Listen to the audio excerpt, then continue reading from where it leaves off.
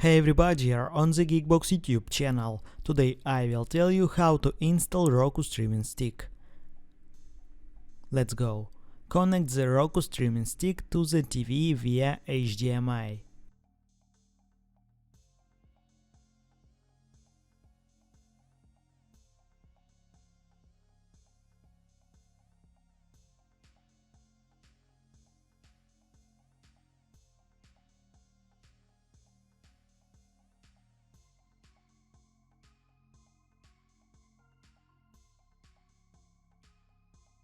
Open source. Select Roku HDMI source. Connect the Roku remote to the TV. Hold down the parent button for 5 seconds.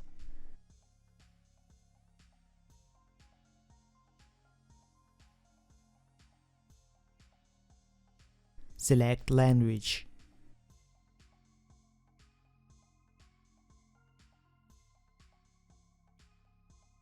Select network.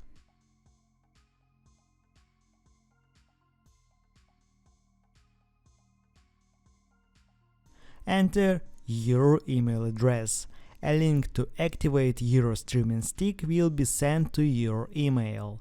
That's it. Now you know how to install Roku streaming stick.